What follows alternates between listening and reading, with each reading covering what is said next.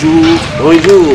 Nous sommes ici à Anéhor dans le cadre des activités de l'ONG Union des ONG du Togo, UNTO. Nous recevons pour vous, dans ce cadre, le coordonnateur de l'ONG CAP EJR et qui est situé dans la Bina, qui est un agriculteur et qui n'est plus à présenter dans la mesure où, dans nos documentaires précédents, nous avions parlé de lui de long en large. C'est un décarboniseur, on peut dire, de l'atmosphère. Oui, bonjour. Bonjour, monsieur. Oui, dites-nous qui vous êtes, qu'est-ce que vous faites, où est-ce que vous êtes localisé? Bon, moi, je suis Koudinaton Frère, coordonnateur du complexe agro-pastoral et des zones rurales, on appelle KPEGR. Nous travaillons dans le domaine de l'environnement et aussi dans le domaine de l'agriculture.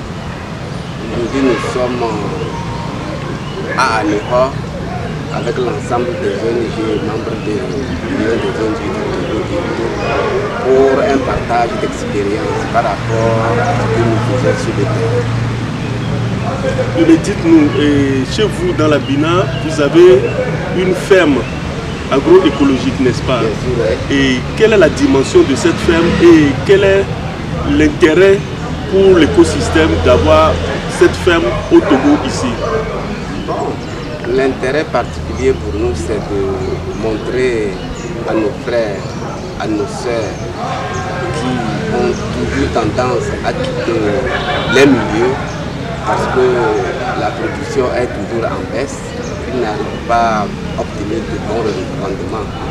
Donc l'expérience que nous avons, c'est de faire en sorte que les gens comprennent que quel que soit le degré de pauvreté d'un sol, on peut la mener à donner ce qu'elle pouvait faire si elle était fertile. Donc nous sommes à pied d'œuvre pour travailler avec les producteurs pour restaurer les sols, sols pauvres, terres mortes, terres infertiles.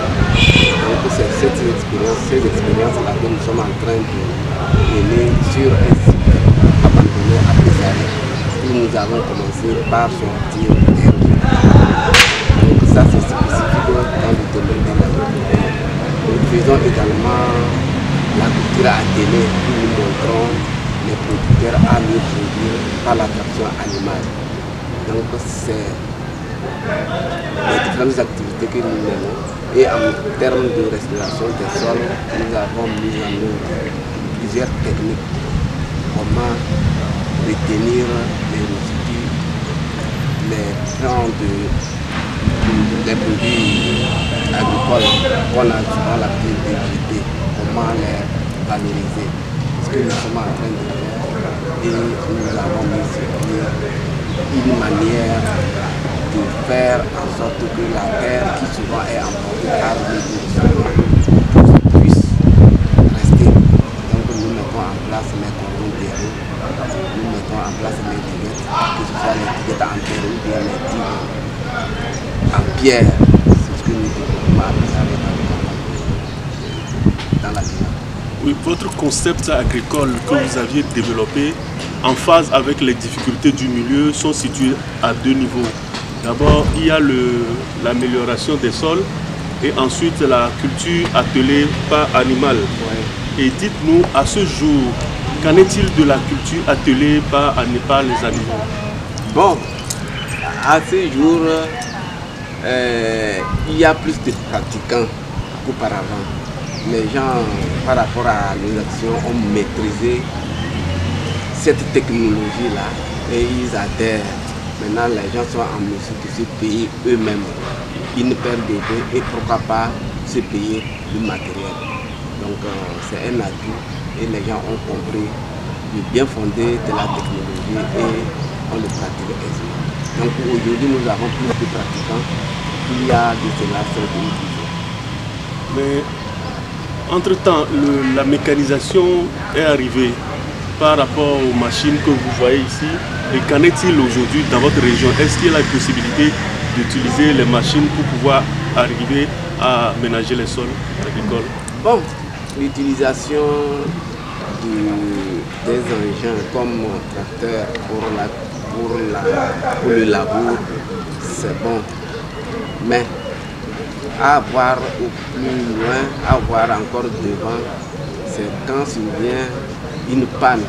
Et si on n'est pas en mesure de réparer rapidement l'engin, on se trouvera dans l'incapacité de mettre en valeur ce sol.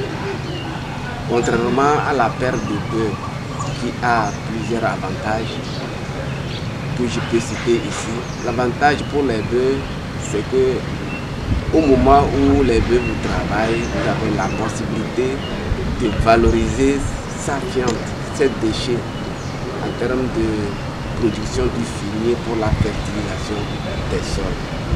Ça c'est un. De deux, quand les bœufs ont atteint un âge qu'on appelle l'âge de la réforme, vous avez la possibilité de les vendre et de se payer de nouvelles paires pour continuer l'activité. Donc ça c'est les avantages que je peux tirer de l'utilisation des laits de trait. Bon, je vais revenir un peu sur l'engin tracteur que nous allons utiliser aussi pour l'agriculture. C'est que nos sols ne sont pas par endroit, pas d'une manière générale. Par endroit, il y a des sols qui ne sont pas adaptés pour les travaux avec les tracteurs. Bon, vous verrez que dans notre milieu, surtout le site sur lequel je suis, c'est impossible de travailler avec le tracteur parce que le sol n'est pas profond. Et que le labour avec le tracteur, ça fait de sorte que la terre qui n'est pas aussi meuble va jusqu'à faire sortir ce qui n'est pas. Bon, je ne dis pas qu'il ne faut pas utiliser le tracteur. Voilà quelques inconvénients avec l'utilisation du tracteur pour l'agriculture. Voilà, un connaisseur du terrain de la région où il travaille, le coordonnateur du CAP-EJF vient de nous brosser les différents aspects du travail agricole à travers l'amélioration du sol, l'utilisation de la traction animale et l'utilisation des engins mécaniques. Nous vous remercions d'être à l'écoute de l'Œil d'Afrique depuis Anéhor.